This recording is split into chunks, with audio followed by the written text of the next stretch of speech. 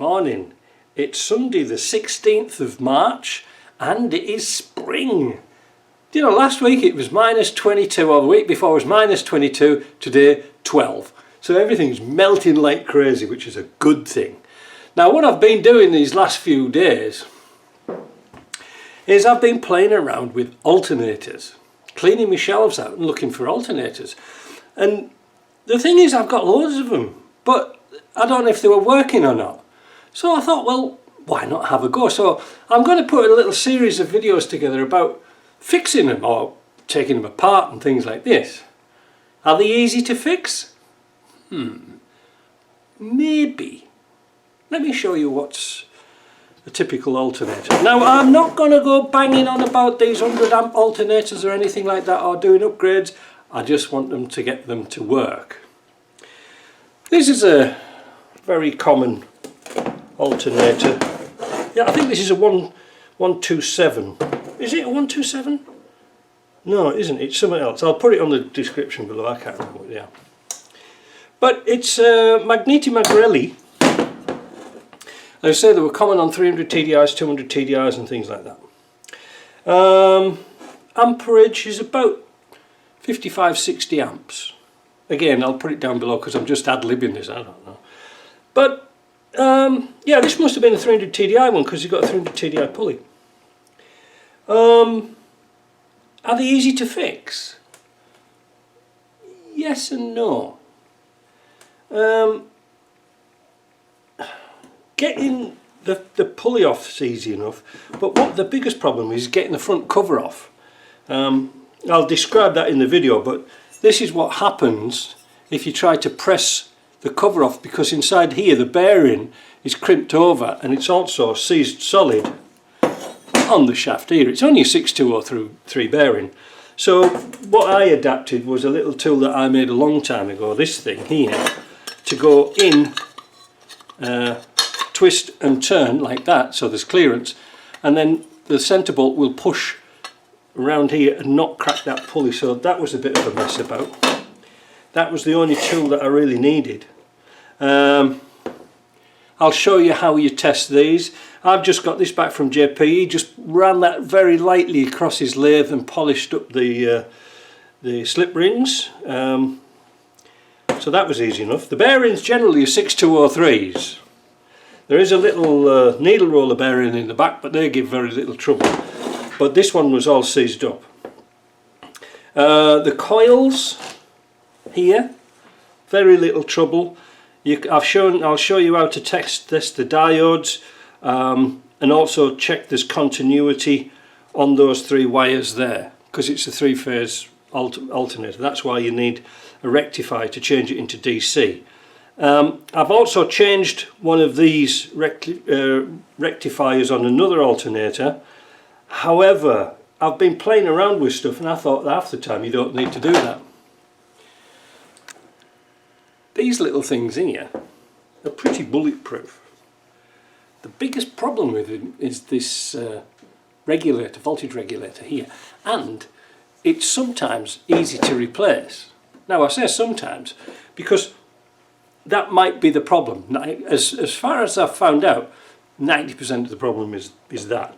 So what my next problem was, okay, I put this in the vise, put an electric drill on here, turned it over, and to see if the warning light goes out, that means it's putting charge out. But how much charge? Stick around, I'm going to show you something I made. Now, a lot of you are familiar with my test bench for doing steering boxes. And on here, on the power steering pump, there is a double pulley. This must have come off a 200 TDI, and somebody was wanting to buy it, but I had ideas what I wanted to use this for. And this is it, because I've went down to my auto electrician shop many years ago, and they had something very similar. All it was a little pivot with your alternator on it, and then you could set this running and see if it's putting any charge out. So I thought, oh, well, that was nice, I'll make one of them. And I also put a little attachment there for a handle, so you could press that down and put a bit of load onto it if it starts to slip. Interesting.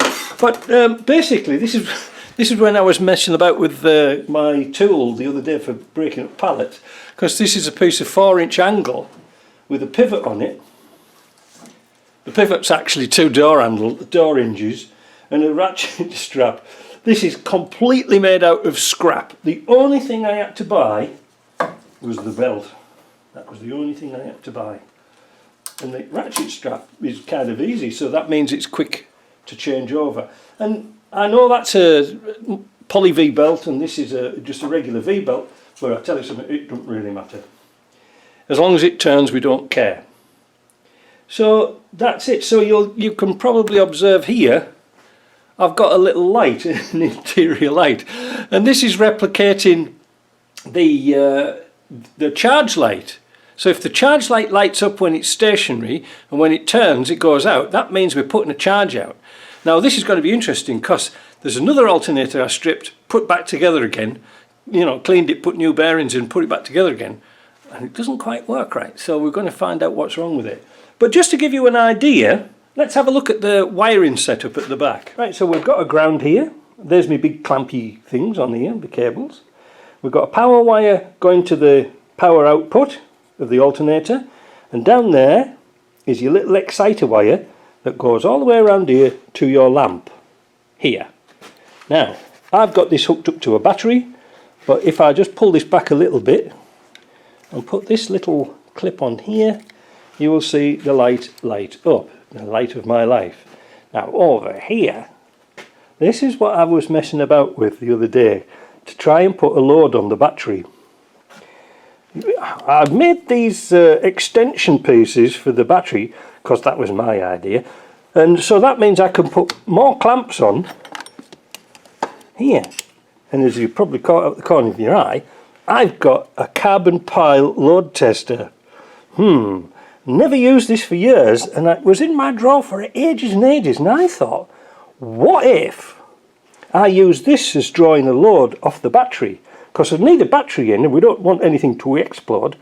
So then, by using my new clamp meter, I can put it on here, get that out the way there, like that, and set that to amps, DC amps, and by switching on the machine and turning my knob here, I should get a charge.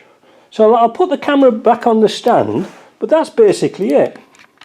Now I know there'll be electricians out there saying maybe this isn't the right way to do it, but this is the only way I could think of doing it, to see if I could get these to test. So what we're going to do now, this is going to be awkward because I've got to film and do the machine at the same time. So I'm going to turn this on and the light should go out. There we go. Now,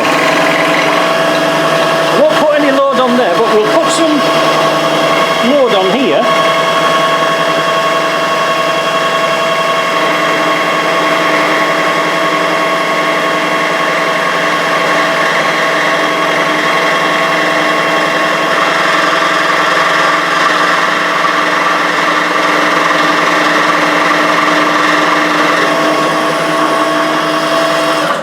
Now, did you see that? It went up to 60 amps and cut out. That's exactly what it should do. Brilliant. It smells a bit of burn. Oh, I know. I'm going to turn you off in a minute here. Oh, it's this thing. That's my clamp thing. Sorry about that. Now, that's exactly what it should do. I think it's a good test.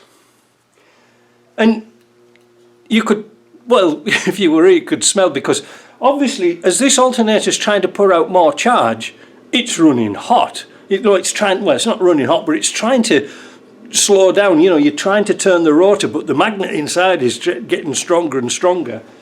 But then the belt starts to slip on the pulley a bit. Now, I'm kind of excited about that, and it seems to work. So that can go on the shelf and be forgotten about for another 20 years. But I have another one that I rebuilt, and I know the reason why I put it on the shelf. Let me set up.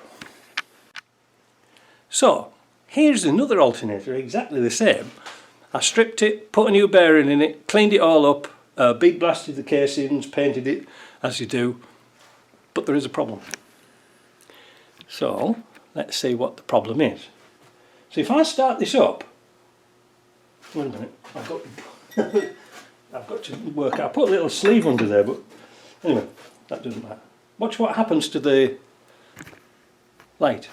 The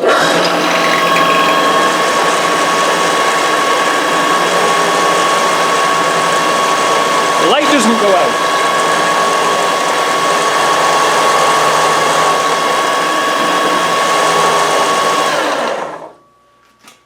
Did you see that? I think there's a problem with the regulator pack.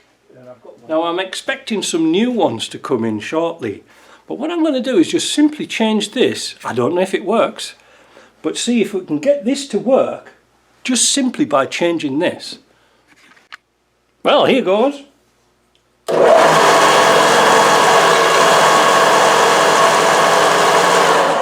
Nothing. I wonder if it's the rectifier pack that's gone. Or not unless I wait until these other ones come in. Then we'll know we've got a new one. I could have put two bad ones on.